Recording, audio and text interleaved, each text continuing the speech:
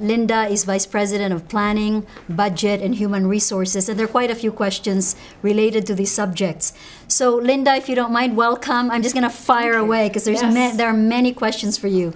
When will departmental budgeting decisions, PBA, for the next fiscal year be finalized? So as we announced and UV announced last week, PBA decisions are final.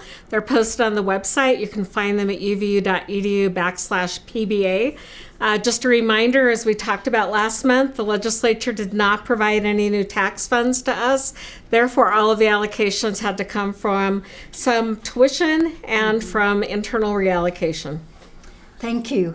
Are we going to get merit pay for the new fiscal year, which begins July 1st? Right. So assuming that we're talking about what begins July 1st, as I noted, we didn't get any new additional tax funds for compensation. So we had to use our tuition increase revenue and reallocations internally to cover our medical benefits changes and the $300 increase to all full-time employees. So unfortunately, we don't have money this year for merit pay.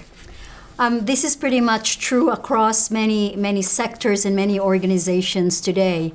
So we are able to keep our jobs, but unfortunately not able to offer merit pay for the coming year. If there is a second wave of COVID-19 and everything shuts down again, will there be layoffs? Layoffs seem to be a common question. My hope is that Utah and UVU, as we reopen, that we'll individually and collectively follow the health guidelines that Robin outlined earlier for us. And if we can do that, hopefully the state won't have to issue more closures of any kind. Another shutdown will not necessarily mean layoffs.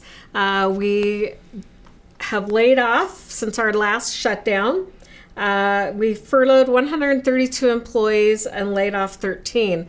Many of these employees worked in areas that are not scheduled to reopen for many more months, given the health guidelines for their specific area, like the We Care Center or the Nordic Theater.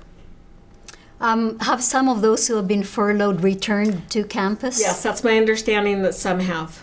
So our hope, of course, is that the economic recovery will be faster rather than slower, and that we can bring back those who have been furloughed to their jobs on campus. Students have been surveyed, faculty have been surveyed, but staff have not. Why do staff seem to not have a voice in how we are returning to campus? Great question. UVU's fall class schedule was set up and announced, and students started registering even as COVID was just hitting the campus. So Academic Affairs has been working very hard to try to put together, well, they had to address summer first and now fall. And so they've had to engage with faculty and with department chairs. They've surveyed students to understand students' expectations, also that they could make sure that we have a fall class schedule ready to serve their needs come this fall.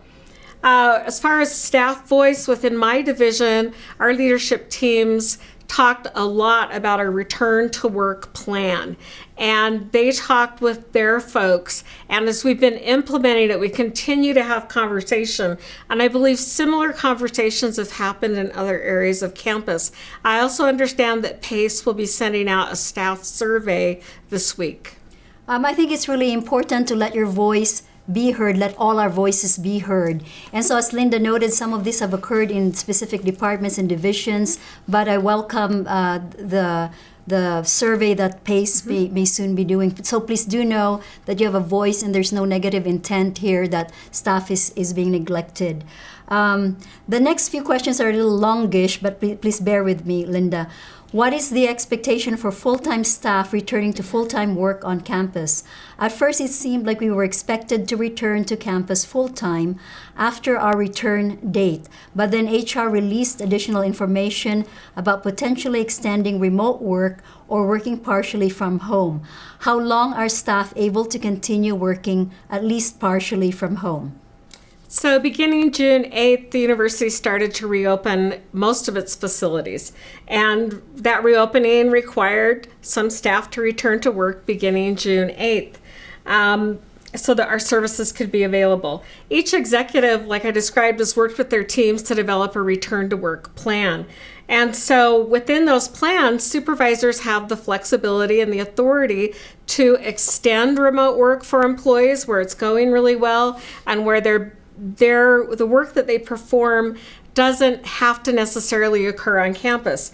But again, it can't impede university functions. We still have our jobs to do and the people that we need to serve. But if a supervisor and employee can talk together and can identify a temporary remote work from home agreement, those agreements could be for a short period of time. Maybe you just need that agreement to last until August 1st, but it could also last until December 31st of this year. Of 2020. Thank you, Linda.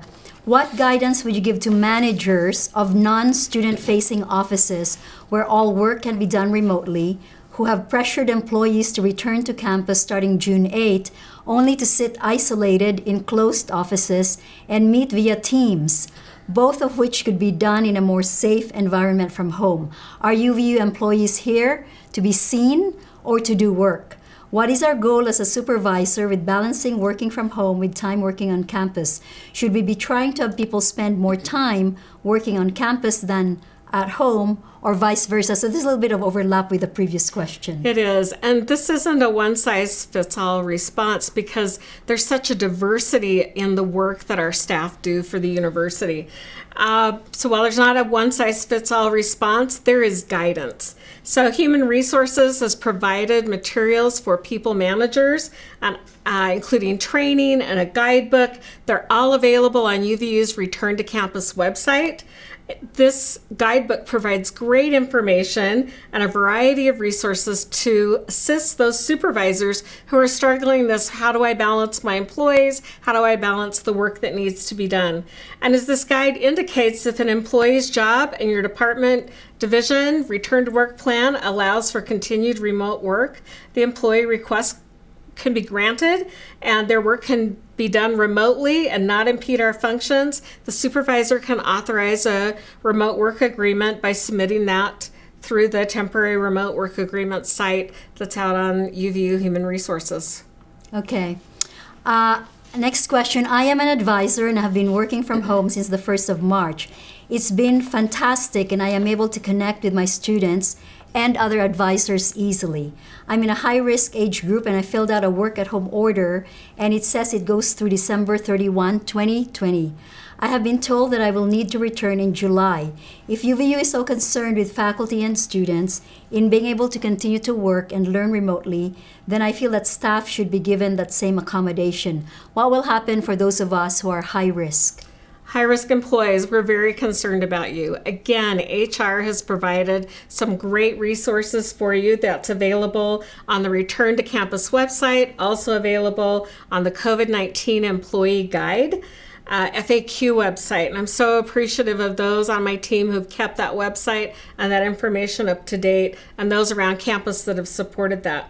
Again, supervisors have the authority to grant continued remote work or alternative work schedules that won't disrupt the essential job functions. If supervisors are unable to work something out for a high-risk employee, they can then reach out to Human Resources and start an interactive process to determine what can be done to help them so that we're assuring that our high-risk employees are cared for.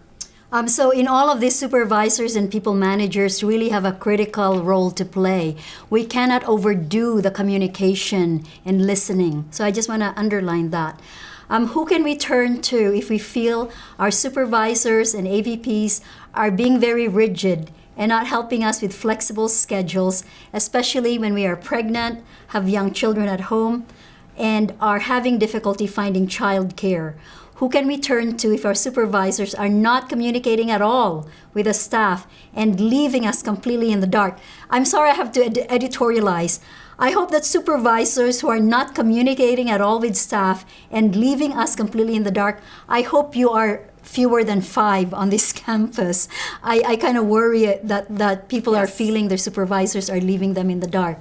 Linda. Yes, so I would encourage supervisors, as you said, we cannot over communicate. And communicate doesn't mean just send out an email or text message. It means have a real conversation with our employees to understand their concerns, what they're worried about.